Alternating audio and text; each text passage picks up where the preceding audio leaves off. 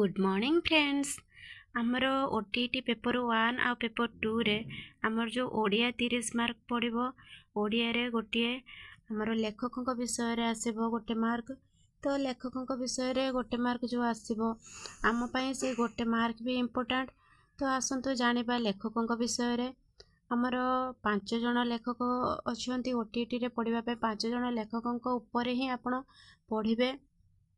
सबु लेखकों ऊपर पढ़ी टाइम नष्ट करंतुनी। तो आमर सिलेक्टिव 5 जण लेखक अछंती आसंतु तांकर नाम प्रथमे जानिबा। तो फास्ट होचंती फकीर मोहन सेनापति, गोपीनाथ महांती, स्वभाव कवि गंगाधर मेहर, राधानाथ राय आउ आमर सुरेंद्र महांती। नोट करनियंतु जदि आपण माने नोट करि नाहंती बा जो माने जानि नाहंती कि आमर 5 जण लेखकों ऊपर ओटीटी रे क्वेश्चन पड़ुची से माने जल्दी नोट कर दियंतु कहीं हाथ रे एबे जमा भी समय नाही। आमर फास्ट पढ़िबा में व्यास कवि फकीर मोहन सेनापति। प्राय समस्ते फकीर मोहन को जानी थिबे। एठी आमर फकीर मोहन जेते सब लेखा लेखिचंती सबू मु नोट बनैछि। मु जेते बेले ओटीटी पे प्रिपेयर होतली तो सेते बेले नोट बनैथिली। देखो आमर अछि रेवती, पुष्पमाला, कुलकुंतला, मौना मौनी, बालेश्वरी राहाजानी, बालेश्वरी पंगालुण, मुनरमुसी कुभव, डाक मुनिसी, धूलिया बाबा, कमला प्रसाद खराब, सोना बहु, रांडी पुओ अनंता। प्राय समस्ते जानथिबे कि फकीर मोहन सेनापति आमर एटा कोन लिखिचंती ना रेवती लिखिचंती आउ ए रांडी पुओ अनंता लिखिचंती। एठी जेगुडा मु अंडरलाइन करछि सेगुडिक प्राय आमर सबु ईयर रे रिपीट हेछि। तो एउडा टिके इम्पोर्टेंट अछि बोली मु अंडरलाइन करछि। तो आपण माने भल से लक्ष्य करंतु। एठी गोटे इम्पोर्टेंट क्वेश्चन हला आमर फकीर मोहन सेनापति मोट 4टी उपन्यास लिखुचंती। से उपन्यास गुड़िक होछि लक्ष्मा, मामू, प्रायश्चित, 6 माण 8 गुंठ। तो एठी क्वेश्चन आसीबो कि 4टा देथिबो ऑप्शन देथिबो से 4टी ऑप्शन रु या भितर गोटे नथिबो लक्ष्मा, प्रायश्चित, 6 माण 8 गुंठ। ता सहित थर जोड़ी देथिबो कि आमर मनर निया। या भितर को उपन्यासटी फकीर मोहन सेनापति लेखि नाहंती। तो यार आंसर आसीबो मनर निया। एटा फकीर मोहन सेनापति लेखि नाहंती। तो माने ठीक आंसर मारिबा पई आपनको केतरा उपन्यास लिखिचंती ता विषय डिटेल्स जानिबा दरकार।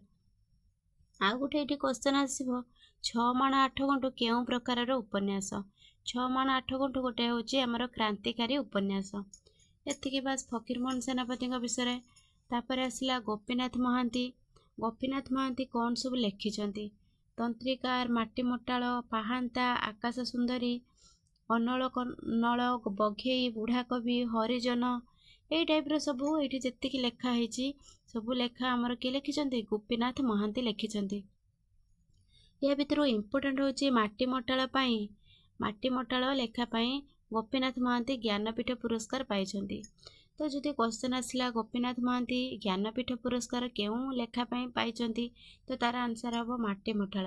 बा एमिति क्वेश्चन आसीबो केउ लेखक माटी मोटाळ पई ज्ञानपीठ पुरस्कार पाइछंती तार आंसर आसीबो कोन गोपीनाथ महांती।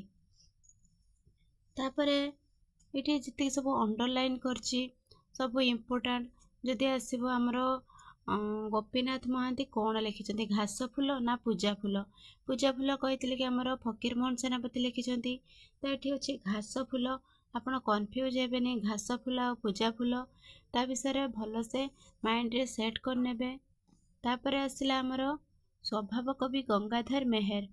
गंगाधर मेहरंकर सर्वश्रेष्ठ काव्य होछि तपस्विनी। एटा मोस्ट इम्पोर्टेंट। तपस्विनी सर्वश्रेष्ठ काव्य अटे कहार ना गंगाधर मेहरंकर। तापरे एठी अछि से कोन लिखचंती कीचकबध, इंदुमती, प्रणय वल्लरी, उत्कल लक्ष्मी, अहल्या स्तव ए टाइप रो सब एठी जेतिक अछि सबू हमर गंगाधर मेहर लिखिचंती। आपण ओटीटी प्रीवियस ईयर क्वेश्चन जाय कि चेक करिवे। आमर आमे जेतले एग्जाम देथिलु आमर पढितले कि चिलिका काव्य किए लिखिचंती। आमर चिलिका काव्य लिखिचंती राधानाथ राय। आमर ऑप्शन थिला आमे राधानाथ राय मारथिलो आमर ठीक आंसर हेतिला सेटा ठीक आंसर हेतिला।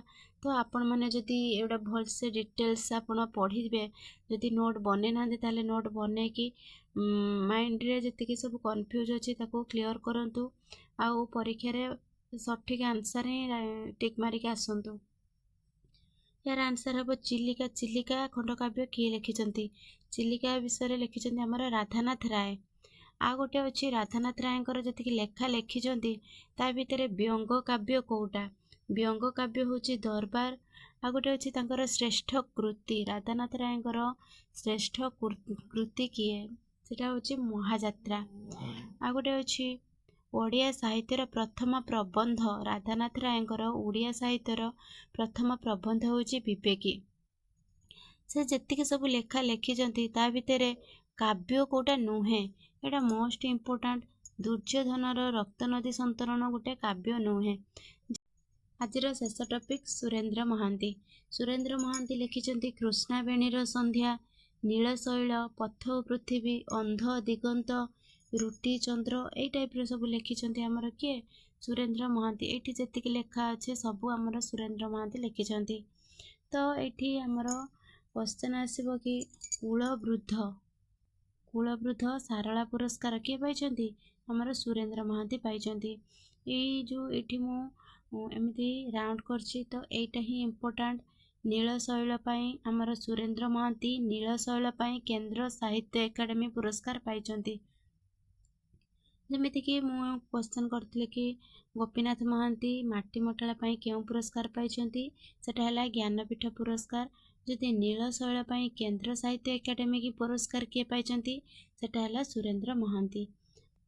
पथ और पृथ्वी साहित्य एकाडेमी पुरस्कार से पाइथिले हमर ओडिशार किए? ना सुरेंद्र महांती। तो आपण माने एही जेतिक सब लेखा मु आपन को आज डिस्कशन करैली, तो आपण सब लेखा को गोटे नोट कर दियंतु। एही लेखार ही आपण देखिबे गोटे मार्क निश्चय पाइबे। आशा करुछि आपण मानक भिडियोटी भल लागिथिबो। जदि भल लागिथाय ताहले गोटे लाइक करंतु, कमेंट करंतु, शेयर करंतु।